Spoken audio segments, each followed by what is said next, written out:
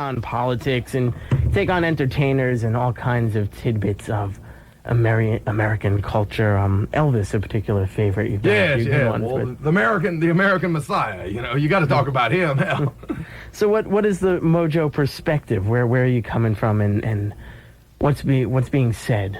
Well, I mean, the main thing, you listen to the records, hopefully you just think it's fun. You can put it on, you put on the record, and a case of beer will disappear real fast. You can top to it, it's got a good beat, top to bottom. You can dance to it, top to bottom. But, I mean, underneath that, there may be, somebody might, listen to the record a whole bunch of times, some guy in some fraternity house somewhere, and all of a sudden he goes, "Say, man, Mojo's advocating the anarchy. Hey, Mojo's got a hidden agenda here." It might take him 3 weeks or 3 months or 3 years to figure that out. But, I mean, the one thing I'm really railing against, what shall we call it here on the college workshop thing? We'll call it the subtext of the Mojo message is that, it's the land of the free and the home of the brave, and you got to take responsibility for your own life. We don't need the government, the state, or the church, or the next door neighbors to tell us what to do in regards to our art, in regards to our bodies, in regards to, what kind of drugs we take, in regards to anything. As long as we aren't hurting anybody else, what we do to ourselves is our responsibility and our right. I mean, it's supposed to be the land of the free, the home of the brave, not the land of the sniveling and the land of the afraid and the land of the censorship and the land of, the big Sunday school teacher in the sky who's going to tell us what to do. So there, I said it, God. Getting out a mouthful. Okay. So I guess the issue that's most central, I guess, as a musician and to the whole rock and roll industry right now, what everybody's up in arms about is the whole censorship deal with the PMRC. And I know you've been involved in several things. I did this debate on CNN with this woman. This show Firing Line, which is the debate show on CNN with this woman with the unfortunate name of Jean Dixon from Missouri, and she wants to ban all records, I think, for all time, except for maybe Mantovani and Lawrence Welk or something. And these people are just afraid of freedom. They're just a bunch of sniveling twits who, they really don't believe in freedom. They really believe that the state and church should be the same. They believe that they should be allowed to tell us what to do, and they're all afraid, for one thing, they don't really believe that adults have the right to make their own decisions. You can't really you'll get them to say that, but then they contradict themselves right away. And then they think they have the right to control not what their kids listen to, but what all kids listen to. And that's the basic issue there. Parents have the right to control what their kids listen to. If you listen to Motley Crue, you don't eat at my house. I mean, that's the kind of thing my dad would say, If you don't mow the grass, you don't eat. Well, when you're 13, you got to eat like a whole bag of Oreos every hour or some damn thing, And these parents are afraid to walk in the room to their children and go, "Look, you can't listen to that here. I don't like it. Get it out of here."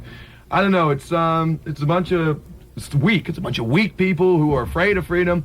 And, it seems very dark now. It seems like maybe Jesse Helms is leading the forces of evil. Darth Vader has, invaded Jesse Helms' body, and the forces of evil, seem to be moving ahead. But I firmly believe that, freedom will win out because these knuckleheads, Jesse Helms and all Jimmy Swaggarts and all those people of the world, they're so ignorant. They're going to shoot themselves in the foot or the face or the butt, eventually on TV. They'll start screaming, that this one guy, the guy down in Florida, has said that now Springsteen, because he gave Two Live Crew the song, now he's going to hell in a handbasket, and, and eventually these people, like Eugene McCarthy, they'll just burn out and go away and will dance on their graves with great abandon. Sounds like fun. Yes.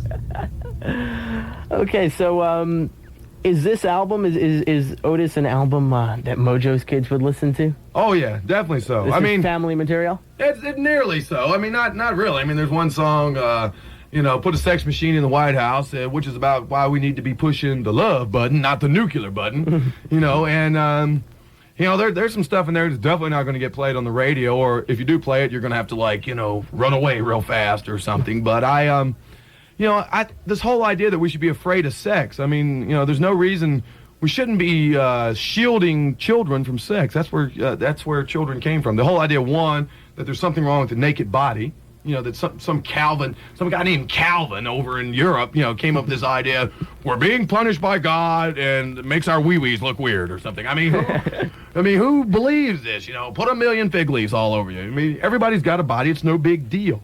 And this idea that something is dirty about sex, and that Madonna is dirty.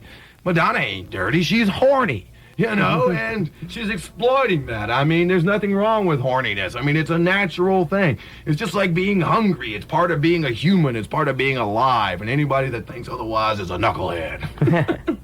All right, well, can we put a sex machine in the White House?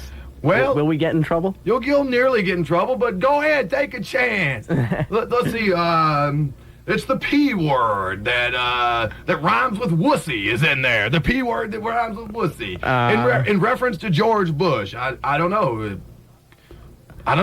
You'll have to make a quick decision. I don't know. That might be a troublesome one. Oh, well, it might be. You do have advertisers here. I understand. We might have to wait for the sanitized. The sanitized version. The easy listening version. All right, well, we've got another one you want to play for the folks off the album? Oh, let's see. How about a Star Spangled Mojo? That'll shake them up. There's more controversy in that dang track. It's kind of the Delta Blues version of the Star Spangled Banner. There's all this controversy about Roseanne Barr singing. I wish all those people that said Roseanne Barr is un-American and whatnot. I mean, first off, she's a comedian. What the hell did they expect? Well, they expect comedians to go on TV and not be funny and not try to be funny anyway. One, she's a comedian. Two, I'd like to hear them, all these commentators, and say, she's a disgrace to the country. Her show's going in the toilet. I'd like to hear them sing the national anthem on TV in front of millions of people. It's a totally unsingable song, and no matter where you start, once you get to that Rockets Red Glare part, you're out of your key. No matter, you're out of anybody's key. You're out of Francis Scott Key's mind. I mean, it's, Well, you'll hear on this here, the new version. When I'm elected president, when the Rebel Alliance comes out of the hills and puts me in the White House, this is the way we'll be singing it. Okay, the Star Spangled Mojo from Mojo's album Otis on WBRU, a radio exclusive. Well, we'll be hearing that at baseball games from now on. Well, I think it'll start like an arena football and then wrestling, and it might work its way up to baseball, yes. I took my hat off. I was a little touched there. Got a little patriotic for a moment. You're listening to WBRU now. We mentioned before, Mojo, one of your favorite subjects has always been the king. The king of rock and roll. Now, what is it? Were you an Elvis fan? Yeah, well, I was like a late blooming Elvis fan. Like when I was like in high school in the 70s and stuff, Elvis, was supremely unhip. It was like big ladies with, big butts and blue hair, were into Elvis and stuff. And, I had like Led Zeppelin and Blue Oyster Cult records and stuff. But then they released the, the Sun Session stuff. And I really liked that. And I really liked the 50s Elvis stuff. And, Elvis, is just like this cultural icon in these people's lives, from the 50s. And that's mainly what I'm talking about is, Elvis's, effect on his fans. I mean, how people are just, it's like they're making a new religion. It's like Christianity right after Jesus died, all these different people coming up with all these different concepts and different theories. And pretty soon the religion of Elvis, 200 years from now, maybe it'll be the official religion of the Mojo World Empire. Elvisism. Elvi. Are you one of the Elvi, brother? Oh, would you like to join the Elvi? Praise Elvis. And, Elvis's disciples, Jerry Lee and Little Richard. Jerry Lee fell from grace, but now he's back. All right, well, let's take a listen to something from an earlier album called Elvis is Everywhere. Okay. And in this song, you identify the anti-Elvis, so listen carefully and see if you can't pick him out. Here's Elvis is Everywhere from Mojo Nixon, back when he was with Skid Roper on WBRU. WBRU, Providence, Mojo Nixon, and Elvis is everywhere. So do take note. Of course, the other day just being the anniversary of Elvis's death. Well, I don't like to use that D word. I like to think of Elvis's ascension. Disappearance. D for disappearance. Yeah, D for disappearance. Elvis's ascension into a higher plane of consciousness. I like to say immortality. Yes. Dolby's joined us here in the studio. Okay, we're gonna check out one more live here, WBRU studio from Mojo. He's got his guitar. Let's get some in hand. Dolby C on this. Give me some double Dolby. This one, you're gonna take on the New Kids on the Block as part of this. I take on many folks. This is gonna be Thank the Lord. Yeah. In fact, when we go to Boston, we're probably play in Boston. Hell, maybe we can play down here in Providence. Come in the fall, like November, October, we'll be touring around. I'll have a big super rock band with me, and there'll be super guys, guys in Superman suits, all flying around me and stuff. And we'll be. We're going to challenge New Kids in the Block to a wrestling match, in Boston. I think Barrett Whitfield, I think, is going to be on my team. And, if they want to bring that guy that writes the songs, the man behind the blockheads, what's his name, Maurice. If they want to bring Maurice Starr, that's fine. And if they want to wrestle in Jello or oil, that's their decision. But if they don't show up, we're going to call them the wimps that they are. If they don't show up, we're going to say they're wimps. And they can't say, oh, Mojo, we had to do a show or record another album or something, because it's not like they need any more money. Now, is it? Mm-hmm. It's not like they can't take one day off to wrestle poor old Mojo. It's not like it. Okay, so what's the name of this one? The song's called Going to Utah. Let's go.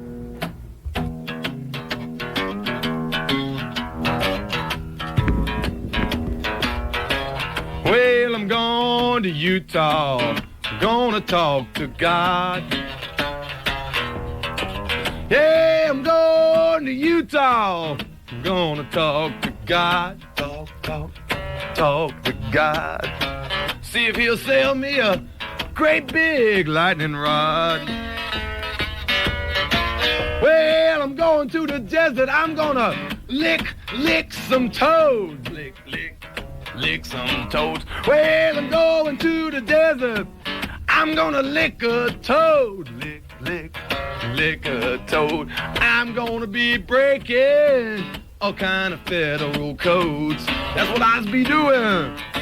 Now I'm talking about the Sonoran Desert Toad. Y'all know about this? Sonoran Desert Toad. You get it and you agitate it, and then it secretes a fluid that is hallucinogenic, very similar to peyote or psychedelic mushrooms. And then so you lick the toad when it's secreting the fluid, and you be tripping, man. Hoonga! Now, the DEA, Drug Enforcement Agency, has said possession of these toads is illegal, but only possession with intent to lick. Let me tell you, ladies and gentlemen, I got intent to lick. Bring it on over here. Bring Audrey from Twin Peaks over here. I got intent to lick. Oh, yeah. Well, I'm going to Boston. I'm going to kick New Kids in the Block on the butt. Yeah. Well, I'm going to Boston. I'm going to kick New Kids in the Block right up in the butt. My foot's going to be missing from the sunlight. Yo, new kids, you ain't nothing but a bunch of twids. Well, I'm going to Germany, and I'm going to shave Millie and Vanilli's hair.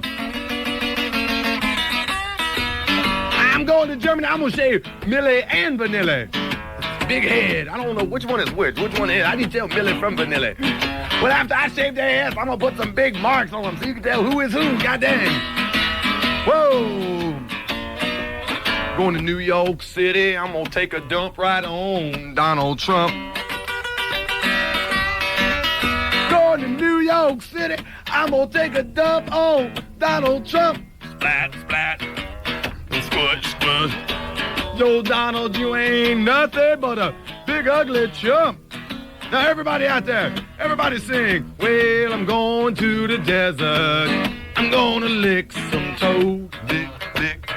Lick some toads. Well, I'm going to the desert. I'm gonna lick some toads. Lick some toads. I be breaking all kind of federal codes.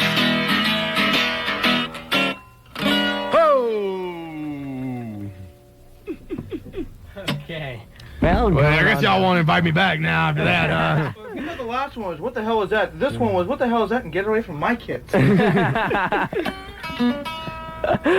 right. Well, we've had a good time chatting with Mojo. Thank you for coming by. Thanks for having me. And album be coming out in a couple weeks. Y'all be looking for the thing. All right. You'll be hearing more of this sort of stuff here on WBRU. Mojo Nixon, the album called Otis. We'll catch you later. Dolby's in next, right Thank after you. these.